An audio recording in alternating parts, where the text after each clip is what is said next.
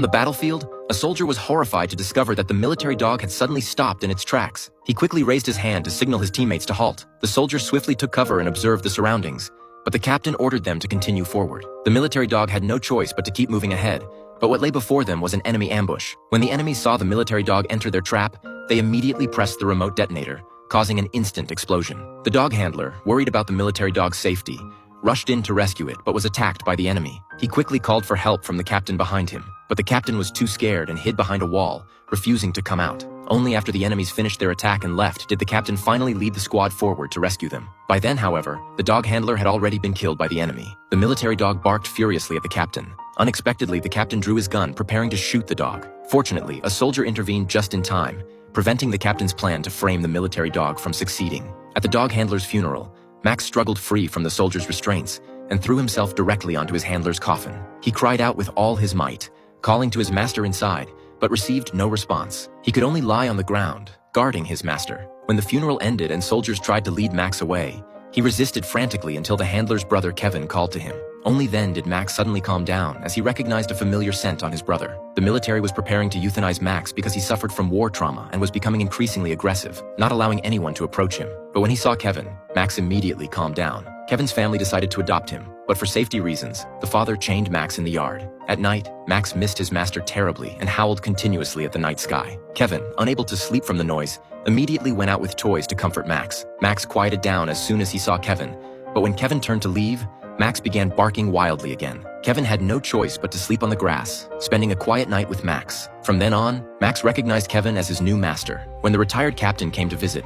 Max barked furiously at the hypocritical captain because he knew this captain had caused his master's death. Max frantically broke free from his chain and lunged at the captain. Thanks to Kevin's intervention, the captain barely escaped. The father, thinking Max had gone mad for no reason, imprisoned him directly in an iron cage. Even worse, the captain falsely accused Max of suddenly going crazy, which led to his son being shot and killed. The father believed the captain's story and was about to shoot Max directly. Kevin rushed out to stop him, explaining that he knew his brother's character well. He would never take an untrustworthy military dog into battle. The helpless father declared that if Max went mad again, he would definitely have him euthanized. To investigate the truth, Kevin went to the military base alone. After inquiring, he learned that Tyler hadn't left the army due to injury, but had been expelled for smuggling military weapons. Only then did Kevin understand Tyler's sinister nature. The next day, he secretly followed Tyler and discovered him dealing with local arms dealers. Max, seeing the weapons, barked out loud. The dealer's two vicious dogs spotted them. Max blocked their path to protect Kevin, giving him a look that signaled him to escape first. Then Max lured away the two vicious dogs. He used strategy to bite one dog's leg,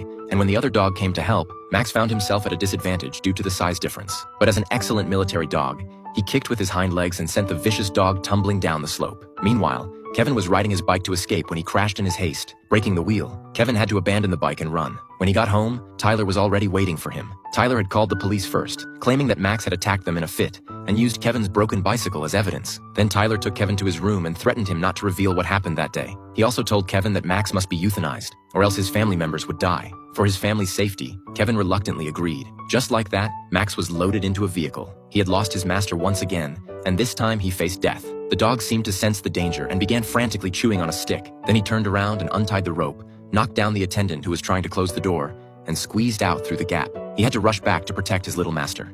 That evening, the father noticed his son's strange behavior, but Kevin wouldn't say anything. The father had to go to the warehouse to ask Tyler about it, but discovered him conducting an arms deal. When the father asked Tyler to open the crate, Tyler immediately held him at gunpoint. Meanwhile, the mother couldn't reach the father and realized something terrible had happened. Just then, Max returned. Kevin was very surprised to see him. He then found two friends and asked them to help search for his father. When they reached the warehouse, Tyler's group had already disappeared, but they found the father's gun holster on the ground. Kevin let Max smell it, and following the scent, Max began leading the way while the three of them followed behind. They tracked from night until dawn. Max persevered with tremendous willpower and finally discovered their vehicle on a hillside. The father was being held inside the car. The three decided to send the girl back to call the police while Max and the other person continued tracking. But just as the girl left, the boy's phone made a sound. The dealer's vicious dog heard it and chased after them. To protect Kevin, Max charged forward for a desperate fight, but the size difference was too great, and he remained at a disadvantage. Kevin told him to be smart about it. Max seemed to understand Kevin's words, turned around, and lured the vicious dog away. As an excellent military dog, Max used his superior endurance and stamina to wear down the vicious dog. Soon the vicious dog was exhausted, and Max seized the opportunity to push it down the slope. On the other side, the father found his chance to knock down his guard, and Max arrived just in time. He He charged frantically toward the father. Just as the father was about to shoot Max, Max pounced on the bad guy behind him.